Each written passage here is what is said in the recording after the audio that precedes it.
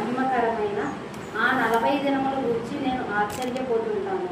చాలాసార్లు నేను నిలువబడి మరియు ఆలోచిస్తాను, నేను అక్కడ ఉన్నట్లయితే అది ఏ విధంగా ఉండేది అని. మరియు ఆ గొప్ప నిరీక్షణ కింద పునరుద్ధానుడైన ప్రభు అయిన యేసును ఆ విధముగా ముఖాముఖిగా రహదారిలో ప్రతి వంపునందు ఆయనను కలుసుకుంటుము. మరియు అది ఆయనే అని తెలుసుకుని ఆయనను కలుసుకొనుట అది ఎంతటి ఆశ్చర్యకరమైనదిగా ఉండును.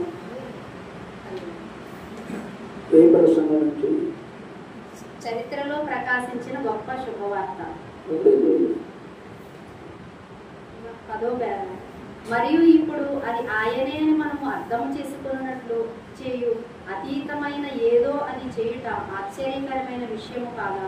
సువార్త మాత్రమే దానిని చేయలేదు కదా. వెళ్ళి మరియు వాక్యమును ప్రకటించమని ఆయన ఎన్నడూ తన సంఘమునకు ఆజ్ఞాపించలేదు. ఆయన చెప్పెను, సువార్తను ప్రకటించుడి లేదా సువార్తను బోధించుము. మరియు సువార్త వాక్యము ద్వారా మాత్రమే కాక కానీ శక్తి ద్వారా మరియు పరిశుద్ధాత్మ యొక్క క్రియ ద్వారాను జరిగింది. యేసును సరి అయిన రీతిలో ప్రజలకు తెలియజేయుటకు పునరుద్ధానం యొక్క గుర్తు వెంబడించుటను మీరు చూచారు. 11వ పేర. మహిమకరమైన 40 దినములు వారికి అది ఒక గొప్ప సమయముగా ఉండేది. నేను అక్కడ ఉన్నట్లయితే ఏ విధంగా ప్రేమించుదును, కానీ తరువాత తిరిగి ఆలోచిస్తూ నేను విశ్వాసిగా ఉండవలసి ఉన్నది. కారణము ఆయన తను ఎన్నుకున్న సంఘానికి తప్ప మరి ఎవరికి కనిపించలేదు. ఆయన విశ్వాసులకు మాత్రమే కనిపించింది. మరియు ఆయన అప్పుడు ఉన్నట్లుగానే ఈ దినమున ఆయన మారనివాడు. ఇప్పుడు కూడా ఆయన తను ఎన్నుకున్న సంఘమునకు విశ్వాసులకు మాత్రమే కనిపించును. ఇప్పుడు మనము ఆ దినములలో మెస్సియాను గురించి బోధించిన అనేక మందిని మనము కనుగొనగలము. మరియు మెస్సియా రాకడ కొరకు ఎదురు చూసిన అనేక మంది కలరు, కానీ ఎన్నిక చేయబడిన సంఘము ఆయనకు కలదు. ఈ రాత్రి ఆయన అదే విధముగా ఉన్నాడు. మరియు గడిచిన సాయంకాలము నేను ఎక్కడ విడిచిపెట్టానో అది ఎన్నికైన సంఘము. ఆయన ఎన్నికైన తన సంఘమునకు మాత్రమే బయలుపరుచుకుని మిగిలిన వారు ఆయనను గుర్తించలేకపోయారు. మరియు ఈ రోజు ఆయన ఇక్కడ ఉన్నట్లయితే అప్పుడు ఆయన చేసిన విధముగానే అదే విధముగా చేయుము. కావున ఎందుకు ఆయన పిలాతు లేదా హేరోదు వద్దకు వెళ్ళి మంచిది, తన పునరుద్ధానము తరువాత యేసు ఎందుకని చేసి ఉండలేదు, ప్రతి ఒక్కరూ ఆయన మరణమును జయించి ఉన్నాడని తెలుసుకున్నట్టు చేయవలనని ఆసక్తి ఆయన కలిగి ఉన్నట్లయితే ఆయన చెప్పి ఉండలేదు. మరియు వారికి, చూడండి నేను ఇక్కడ ఉన్నాను, వీరు నన్ను కలుసుకొని ఉన్నారు, వీరు కాదా అని చెప్పును. కానీ 3వ దినమున లేచుదనని నేను మీకు చెప్పి ఉన్నాను, కావున నేను ఇక్కడ ఉన్నాను. కయప ప్రధాన యాజకుడి వద్దకు ఆయన వెళ్ళి ఉండలేదు, లేక ఆర్థడాక్స్ సంఘము దిగువన ఉన్న సునగోగుల యొద్దకు వెళ్ళి, ఇప్పుడు మీరు అందరూ అన్ని సమయముల యందు మెస్సియా వచ్చునని నమ్మి ఉన్నారు.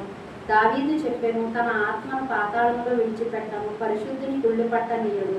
కావున సిలువపై మేకులు పట్టబడిన నేను ఇక్కడ ఉన్నాను, నేనే మెస్సియాను అని మీకు రుజువు చేయుటకు పునరుద్ధరణ ద్వారా ఇక్కడ ఉన్నాను. ఆ విధముగా ఆయన ఎందుకు చూసి ఉండలేదు? కారణం ఏమనగా ఆయన శిలువ మరణమునకు ముందు మనుష్యదారిగా ఆయన ఈ భూమిపై ఉన్నప్పుడు వారు ఆయనను నమ్మనట్లయితే ఆ తరువాత కూడా వారు ఆయనను నమ్మరు.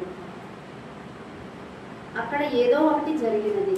అతడు ఆ విధముగా చనిపోయి ఉండలేదు, లేక ఆయన శిష్యులు తిరిగి ఆయనకు జీవము తెచ్చుటకు ఒక రకమైన మాంత్రిక శక్తిని కలిగి ఉన్నాడు, లేక ఏదో ఒకటి జరిగేను. కావున ఆయన ఎవరైతే తన యందు విశ్వాసం ఉంచుదురో మరియు ఆయనను ప్రేమించుదురో మరియు ఆయనను చూచుటకు ఎన్నికైన వారికి మాత్రమే ఆయన అగపడేను. ఆమేన్.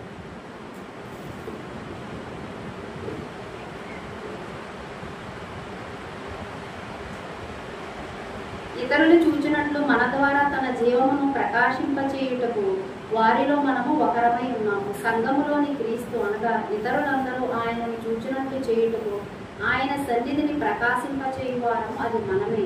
కావున ఆయన తన ఎన్నిక చేయబడిన విశ్వాసుల జీవితాల ద్వారా ఆయన ముందుగా తనంత తాను ప్రకాశించినప్పుడు నిత్య జీవమునకై ఎవరైతే నిర్ణయింపబడుదురో వారు ఆయనను అంగీకరించుదురు. ఆయన వారమైన మనము సంఘము బయటకు పిలువబడిన సంఘము ద్వారా ఆయన తనంత తాను ప్రత్యక్షపరచుకున్నకు ఈ దినమున సంఘమునకు ఆయన అదే కార్యమును చేయుచున్నాడు. ప్రతి చోట ఇది తప్పక ప్రధాన వాక్యముగా ఉండవలెను, కానీ వారు దానిని అంగీకరించరు. ఆ కారణము చేతనే అది ప్రధాన వాక్యముగా చేయబడలేదు. కానీ విశ్వాసి యొక్క హృదయానికి అది ప్రధాన వాక్యముగా చేయబడెను. అతడు దానిని చూచి మరియు గుర్తించినప్పుడు అతడు ఎన్నడూ చేసిన సమస్త విషయముల కంటే పైగా అది అతనిని పరవశింపచేయును. ఆ ప్రధాన వాక్యము లోపలికి వెళ్ళి జీవింపచేయును. మిగిలిన లోక విషయములన్నీ మరణించును. మరియు తన సంఘములో ఆయన జీవించుచున్నాడని వారు దానిని చూచిన ఆ తరువాత విశ్వాసిగా ఉండుట అది ఎంతటి అద్భుతకరమైన విషయము. మన వర్తమానము గొప్పదైన ప్రధాన వాక్యముగా చెప్పబడిన ముఖ్య వాక్యము ఈస్టర్ వర్తమానము. హల్లెలూయా.